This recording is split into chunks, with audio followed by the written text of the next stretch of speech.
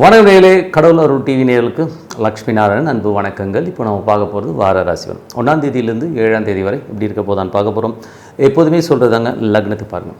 ராசிக்கு பார்ப்பதை விட லக்னத்தை பார்க்க ரொம்ப பர்ஃபெக்டாக இருக்கும். உதாரணமாக ஒரு மகர லக்னம் விருச்சிக ராசினா நீங்கள் விருச்சிக ராசிக்கான பலன்களை பார்க்கறத விட மகர ராசிக்கான பலன்களை பார்க்கும்போது ரொம்ப பர்ஃபெக்டாக இருக்கும். முதல்ல வர்றது புது பலன்கள், அதுக்கப்புறம் தசாபுக்தி பலன்கள். உங்கள் ஜனனகால ஜாதகத்தில் என்ன தசாபுக்தி அந்தரங்கள் வருதோ அதை மிங்கிள் பண்ணி பாருங்கள், ரொம்ப பர்ஃபெக்டாக இருக்கும்.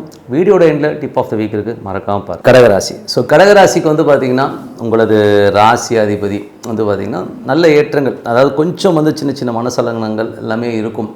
எந்த மாதிரி விஷயங்களில் மனசலனம் இருக்குன்னா, குழந்தைகள் சம்மந்தமான விஷயம், சின்ன சின்ன மனசலனங்கள் தான் எல்லாமே சரியாயிடுங்க. ஸோ அதுக்கப்புறம் 2ஆம் அதிபதியான சூரியன், 2ஆம் அதிபதியான சூரியன் 11 இருக்கும். நல்ல லாபங்கள், நல்ல ஏற்றங்கள், நல்ல ஒரு வருமானங்கள் வர்றதுக்கான வாய்ப்புகள் எல்லாமே ரொம்ப சூப்பராக இருக்குது. அதுக்கப்புறம் உங்களுக்கு 3, 12ஆம் அதிபதியான புதன் வந்து பார்த்திங்கன்னா உங்களுக்கு கொஞ்சம் சின்ன சின்ன செலவுகள், பக்கத்து வீட்டில் கொஞ்சம் மிஸ் அண்டர்ஸ்டாண்டிங், இந்த மாதிரி விஷயங்கள் நடக்கிறதுக்கான வாய்ப்புகள் நிறைய இருக்குது. கொஞ்சம் கவனமாக இருந்துக்கணும். அதுக்கப்புறம் 4, 11ஆம் அதிபதி சுக்கிரன் வந்து பார்த்திங்கன்னா உங்களுக்கு 12 இருக்கும்போது வீடு பராமரிப்பு வேலைகள் சம்மந்தமான விஷயங்களும் நிறைய உங்களுக்கு கொடுக்கல் வாங்க, இந்த மாதிரி விஷயங்கள் நிறைய இருக்கும். ஸோ அதனால் கொஞ்சம் கவனமாக இருக்கிறது ரொம்ப ரொம்ப நல்லது. கொஞ்சம் செலவு வைக்கும் தான் அர்த்தம், வேறு ஒன்றும் கிடையாது. தயார் சம்மந்தமான விஷயங்களும் கொஞ்சம் அலைச்சல்கள், செலவுகள் வர்றதுக்கான வாய்ப்புகள் நிறைய இருக்குது. அதுக்கப்புறம் 5ஆம் அதிபதியான செவ்வாய் உங்களுக்கு என்ன மாதிரி விஷயங்களை பண்ணால் தொழில் ரீதியான விஷயங்கள். ஸோ தொழில் ரீதியான விஷயங்கள் ரொம்ப கவனமாக இருக்கணும். தொழிலில் பார்த்திங்கன்னா யாராச்சும் ஆசை காட்டி நம்மளை கடனில் இழுத்து விடுறதுக்கான வாய்ப்பு இருக்கிறதுனால ரொம்ப கவனமாக இருக்கணும். 6ஆம் அதிபதியான குரு, ஸோ 6 மற்றும் 9ஆம் அதிபதியான குரு பார்த்திங்கன்னா உங்களுக்கு 12 இருக்கும். நிறைய பிரயாணங்கள், வேலையில் நிறைய பிரயாணங்கள் பண்ணுறமான விஷயங்கள், நிறைய அலைச்சல்கள் ஜாஸ்தி இருக்கிறதுக்கான வாய்ப்புகள் நிறைய இருக்குது. தந்தை சார்ந்த உறவுகளில் கொஞ்சம் உடல்நலம் சம்மந்தமான விஷயம் கொஞ்சம் கவனமாக பார்த்துக்கிறது ரொம்ப ரொம்ப நல்லது. அதுக்கப்புறம் பார்க்கும்போது உங்களுக்கு 7ஆம் அதிபதி மற்றும் 8ஆம் அதிபதியான சனி 9 இருக்கும்போது தந்தை சார்ந்த உறவுகள் கொஞ்சம் டென்ஷன் ஆகுறது, தந்தை சார்ந்த உறவுகளாக கொஞ்சம் அலைச்சல்கள், மன உளைச்சல் வர்றதுக்கான வாய்ப்புகள்னால ரொம்ப கவனமாக இருக்கணும். அதனால் வெளிநாட்டில் இருக்கணும், கொஞ்சம் அலைச்சல்கள் ஜாஸ்தி இருக்கிறதுக்கான வாய்ப்புகளை கண்டிப்பாக கொடுக்கும். 8ஆம் அதிபதி 9 இருக்கும்போது அப்பாவுக்கும் உங்களுக்குமே கொஞ்சம் மிஸ் அண்டர்ஸ்டாண்டிங், டிஃப்ரென்ஸ் ஆஃப் ஒப்பீனியன்லாம் வரதுக்கான வாய்ப்புகள் நிறைய இருக்குது. ஸோ கொஞ்சம் பார்த்து நடந்துக்கோங்க.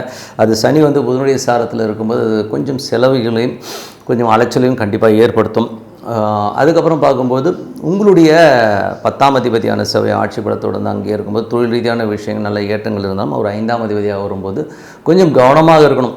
ஏன்னா கொஞ்சம் அலைச்சல்கள் ஜாஸ்தி இருக்கும். அதே நேரத்தில் பார்த்தீங்கன்னா தொழிலில் கொஞ்சம் முதலீடு பண்ணுறதுக்கு முன்னாடி 1க்கு 4 முறை நம்ம யோசித்து பண்ணுறது ரொம்ப ரொம்ப நல்லது. அதுக்கப்புறம் உங்களுடைய 11ஆம் தேதி சுக்கிரன் 12 இருக்கும்போது நிலபுலன்கள் சம்மந்தமான விஷயம், வண்டி வாகனம் சம்மந்தமான விஷயம், கொஞ்சம் செலவுகள், தயார் சம்மந்தமான விஷயம், செலவுகளை கண்டிப்பாக ஏற்படுத்துங்க. ஸோ இதுவரை பார்த்த பொது பலன்கள் இப்போ பார்க்க தசாபதி பலன். கடக லக்னமாக சூரியன் தசாபதி. சூரியன் 2ஆம் அதிபதி 11 நல்ல வருமானங்கள், நல்ல ஏற்றங்கள் வரதுக்கான வாய்ப்புகள் நிறைய இருக்குது. கடக லக்னமாக இருந்து சந்திர தசாபதி. சந்திரன் பார்த்திங்கன்னா உங்களுக்கு என்ன மாதிரி விஷயங்களை பண்ணுவார் அப்படின்னும் போது குழந்தைகள் சம்மந்தமான விஷயம், சின்ன சின்ன மன உளைச்சல்கள் திங்கள் செவ்வாயில் இருக்கும். அதுக்கப்புறம் எல்லாமே சரியாயிடுங்க. அதுக்கப்புறம் கடக லக்னமாகுது செவ்வாய் தசாபதி. செவ்வாய் தொழில் ரீதியான விஷயம், நல்ல ஏற்றங்களையும் நல்ல லாபங்களையும் கொடுக்கறதுக்கான வாய்ப்புகளை கண்டிப்பாக கொடுத்துருங்க. அது நல்ல வருமானங்களையும் கண்டிப்பாக கொடுத்துரும். தொழில் ரீதியான விஷயங்களை மட்டும், இன்வெஸ்ட்மெண்ட் சம்மந்தமான விஷயம் கொஞ்சம் கவனமாக இருக்கிறது ரொம்ப ரொம்ப நல்லது. ஏன்னா கொஞ்சம் ஜாஸ்தி வரமாக இருக்கும், சும்மா எங்கன்னா கடன் வாங்கிக்கிறோம், மாட்டிப்போம். அதுக்கப்புறம் கடக லக்னமாக இருந்து ராகு தசாபதி. ராகு உங்களுக்கு 8 இருக்கும்போது ரொம்ப கவனமாக இருக்கணும். வெளி மாநிலங்கள், வெளியில் இருக்கிறவங்களாம் கொஞ்சம் பார்த்து இன்வெஸ்ட் பண்ணுறது, கொஞ்சம் கவனமாக இருக்கிறது ரொம்ப ரொம்ப அவசியம். கடக லக்னமாக குரு தசாபுத்தி அந்தரங்கள். குரு பார்த்திங்கன்னா 6, 9ஆம் அதிபதி 12 இருக்கும்போது பிரயாணங்கள், வேலை விஷயமாக நிறைய பிரயாணங்கள் பண்ணுறமான விஷயங்கள், அப்பா சம்மந்தமான விஷயங்கள் கொஞ்சம் உடல்நல கோளாறு அப்பாவுக்கு வரதுக்கான வாய்ப்புகளை கொஞ்சம் கவனமாக பார்த்துங்க. நீங்களே பார்த்திங்கன்னா நடக்கும்போது கொஞ்சம் கால் பெயின் இந்த மாதிரிலாம் வரதுக்கான வாய்ப்புகள் சில பேருக்கு இருக்கலாம். அதுக்கப்புறம் கடக லக்னமாக சனி தசாபதி. சனி 7, 8ஆம் அதிபதி 9 இருக்கும்போது தந்தை சார்ந்த உறவுகளால் நம்ம கொஞ்சம் மன பிரச்சனைகள், ஸ்ட்ரெஸ்ஸஸ் வரதுக்கான வாய்ப்புகள் இருக்கிறனால ரொம்ப ரொம்ப கவனமாக இருக்கணும். வெளிநாட்டில் இருக்கணும், சின்ன சின்ன மன உளைச்சல் போகும். ஸோ இருந்தாலும் கொஞ்சம் எந்த டெசிஷன் எடுக்கிறதா இருந்தாலும் கொஞ்சம் கவனமாக யோசிச்சு எடுக்கிறது ரொம்ப ரொம்ப நல்லது. கடக லக்னமாக புதன் தசாபதி அந்தரங்கள். புதன் பார்த்தா 3, 12ஆம் அதிபதி உங்களுக்கு 12 இருக்கும்போது கொஞ்சம் அலைச்சல்கள், நிறைய பிரயாணங்கள் பண்ணுறமான விஷயங்கள் இருக்கும். இளைய சகோதர சம்மந்தமான விஷயங்கள், டாக்குமெண்டேஷன் சம்மந்தமான விஷயங்கள், அலைச்சல்கள் இருக்கிறதுக்கான வாய்ப்பு நிறைய இருக்குது. கடக லக்னமாவது கேது தேசாபதி. கேது 2 இருக்கணும், பார்த்து பேசணும். கொஞ்சம் ஏடாகூடமாக வெடுக்கெடுக்குன்னு பேசுகிறமான சூழ்நிலையை கண்டிப்பாக ஏற்படுத்தும்.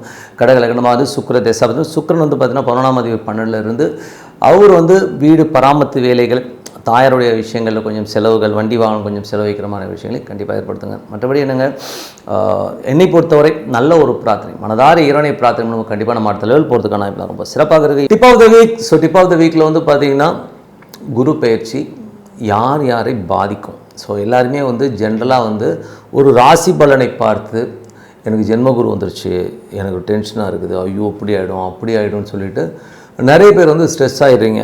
அது வந்து என்றைக்குமே சந்திரனை மையமாக கொண்டு பார்க்குறது வந்து குரு பேச்சில் தான் பார்க்குறோம், ராசியில் பார்க்குறோம். பட் லக்னத்துக்கு பார்க்குறோம். லக்னத்துக்கு பார்க்கும்போது தான் உங்களுக்கு பர்ஃபெக்டாக இருக்கும். ஜென்ரலாக சொல்கிறேனே எப்படிலாம் வந்து குரு பேச்சு உங்களை பாதிக்குங்கிறது வந்து என்ன மாதிரி விஷயம்னா, நம்பர் 1, உங்கள் லக்னத்துக்கு வந்து குருவின் தசாபுக்திகள், அதாவது குருவுடைய தசாபுக்திகளோ இல்லாட்டி உங்களுக்கு நடக்கிற தசாபுக்திகளோ வந்து குருவுடைய நட்சத்திரம் நடக்கிற தசாபுக்திகள் நடந்ததுன்னா அப்போ வந்து உங்களுக்கு வந்து அந்த காலகட்டங்களில் வந்து ஒரு டென்ஷனையோ ஸ்ட்ரெஸ்ஸையோ கண்டிப்பாக ஏற்படுத்தும். அதுவும் அது நெகட்டிவான இடத்துல இருந்தால். உதாரணமாக பார்த்தீங்கன்னா இப்போ வந்து 5 8ஆம் அதிபதி சிம்மராசிக்கால் வந்து 5 8ஆம் அதிபதி குரு வந்து பெரிய ஐயோ அஷ்டம குரு பயங்கர டென்ஷன் பண்ணுவார் அப்படின்லாம் சொல்லுவாங்க. அப்படி பார்த்திங்கன்னா டிகிரி வைஸ் பார்க்கும்போது இவருடைய லக்னம் நம்ம விஜய் சாருடைய லக்னமும் பார்த்திங்கன்னா 5 8 தான் வரும். பட் என்னென்னா அவருடைய ஜனகால ஜாதகத்தில் குரு கும்பத்தில் இருக்கிறனால சனியும் குருவும் வந்து ஒரு பரிவர்த்தனையில் போயிட்டாங்க. ஸோ அதனால் வந்து பார்த்திங்கன்னா அது வந்து பெரிய யோகமாக மாறிடுது. ஸோ அந்த மாதிரி நிறைய விஷயங்கள் இந்த மாதிரி வந்து எடுத்தோம் கவுத்தோன்னு நம்ம வந்து ஜென்ரலாக ஒரு ராசி பலனை வச்சு முடிவு பண்ணாமல் அதுக்குள்ளே போய் பார்த்திங்கன்னா தான் தெரியும். அது மட்டும் உங்களுக்கு அந்த குரு திசையோ புத்தியோ அந்தரமோ நடந்ததுனா தான் அது எஃபெக்ட் ஆகும். அது நடக்கலைன்னா அதோடைய பர்சன்டேஜ் வந்து மிஞ்சி போனால் ஒரு 5% தான் நடக்கும். எல்லா காலமும் அப்படியே ஒரு வருஷமும் போட்டு அடிக்கும் உதைக்கும்னு சொல்கிறதுலாம் வந்து ரொம்ப தவறுதலான விஷயம். அது மட்டும் இல்லாமல் அவர் பிரயாணிக்கிற நட்சத்திரங்கள் அது ரொம்ப மேஜராக வேலை செய்யும். உதாரணத்துக்கு வந்து குரு வந்து கடகத்துக்கு வந்து பயிற்சியாகி போகும்போது அவர் சுயசாரத்தில் இருப்பார். ஸோ புனர்பூசத்தில் போவார், அதுக்கப்புறம் பூச நட்சத்திரத்தில் போவார். ஸோ பூச நட்சத்திரத்தில் போகும்போது என்ன ஆகும்னா சனியுடைய விஷயங்கள் யாருக்கெல்லாம் இருக்கோ அவங்களுக்கு சனி திசை நடக்கிறவங்க, சனி தசாபுத்தி அந்த நடக்கிறவங்க அவங்களுக்குலாம் வந்து கண்டிப்பாக ஒரு பாதிப்பை கொடுக்கும், ப்ளஸ்ஸும் கொடுக்கும் மைனஸும் கொடுக்கும். அவங்க ஜனனகால ஜாதகத்தை வச்சு தான். அதே மாதிரி வந்து பார்த்திங்கன்னா அதுக்கப்புறம் ஆயில்யத்துக்கு போகும். ஸோ ஆயில்யத்துக்கு போகும்போது எப்படி இருக்குது அப்படி தான் பார்க்கணுமே வழியாக ஜென்ரலாக வந்து பொதுப்படையாக வந்து ஒரு குரு வந்து இப்படி பண்ணிட்டார் அப்படின்னு. அதே மாதிரி நிறைய பேர் சொல்லுவாங்க குருங்கிறவரை வந்து பார்த்திங்கன்னா நல்லவர், அவர் எல்லாமே கொடுத்துறாரு. அப்படி கிடையாது. எல்லா லக்னத்துக்கும் வந்து குரு வந்து நல்லவரானா கிடையவே கிடையாதுங்க. சிம்ம லக்னத்துக்கு வந்து 5 8ஆம் அதிபதி குரு. ஸோ 5 8ஆம் அதிபதி வந்து பார்த்திங்கன்னா உங்களுக்கு நல்ல இடத்துல அமைஞ்சார்னா அது 11ல் அமைஞ்சார்னா அது விபரீத ராஜகமாக போயிடும். அது மட்டும் இல்லாமல் வேறு எங்கேனாச்சும் அமைஞ்சிச்சுன்னா அது ஒரு பெரிய மைனஸாக போகும். ஸோ குரு பயிற்சியை வந்து பிளைண்டாக எடுத்துக்காதீங்க. உதாரணமாக சொல்லப்போனால் அதே குரு கன்னி ராசிக்காரர்கள் வந்து 7ஆம் அதிபதியும், மிதுன ராசிக்காரர்களுக்கு வந்து 7ஆம் அதிபதியும். ஸோ நாங்கள் லக்னத்துக்கு வந்து 7 7 பாதகஸ்தானம். அது வந்து கண்டிப்பாக ஒரு பாதகத்தை கண்டிப்பாக ஏற்படுத்தும் அந்த தசாபுத்தி காலங்களில் தான் உண்மையாக. ஸோ குருவை வந்து நீங்கள் பிளைண்டாக இது வந்து குரு வந்து எனக்கு தப்பாக பண்ணுவார் அப்படி பண்ணாலும் தப்பாகவும் எடுத்துக்காதீங்க, ராங்காகவும் எடுத்துக்காதீங்க. அந்த தசாபுத்தி அந்தரங்கள் உங்களுக்கு நடக்கணும். இல்லை உங்களுக்கு நடக்கிற தசாபுத்தி அந்தரங்கள் அந்த நட்சத்திரம் குருடைய நட்சத்திரம் இருக்கணும். அந்த மாதிரி இருந்ததுன்னா கண்டிப்பாக அந்த பாதிப்புகளை அந்த ஏற்படுத்துங்கிறத எந்தவித மாற்றமும் இல்லை. அதே நேரத்தில் வந்து பார்த்திங்கன்னா உங்கள் ஜனகால ஜாதகத்தில் யாருக்கெல்லாம் கடகத்தில் கிரகம் இருக்கோ அது மேலே குரு போகும்போது கண்டிப்பாக ஒரு பாதிப்பு. உதாரணத்துக்கு சொல்ல போனோம்னா 1971 72 பிறந்தவர்கள்லாம் பார்த்திங்கன்னா கடகத்தில் வந்து கேது இருக்கும். ஸோ என்னை எப்படி சொல்கிறேன்னா என்னுடைய ஜாதகத்தில் வந்து கடகத்தில் கேது இருக்குது. ஸோ கடகத்தில் கேது இருக்குன்னா அப்போ குரு வந்து பேச்சியாகி வரார். பேச்சியாகி அங்கே வரும்போது அந்த குருவும் என்னோடய ஜனகால ஜாதகத்தில் இருக்க கேதும் மீட் ஆகும்போது கண்டிப்பாக ஒரு பிரச்சனையை கண்டிப்பாக ஏற்படுத்தப்படுறது. அந்த காலகட்டம் என்ன ஒரு 2 மாதம் வச்சு செஞ்சுருவாங்கன்றதான் உண்மை. எனக்கு என்ன தான் வேறு ராசி கீசி எது இருந்தாலும் அந்த கேது இருக்கிற இடத்தில் என்ன ஜனகால ஜாதகத்தில் கேது இருக்கிற இடத்துல அந்த குரு போகும்போது கண்டிப்பாக வந்து அந்த பிரச்சனையை நான் ஃபேஸ் பண்ணி தான் ஆகணுமே ஒழிய.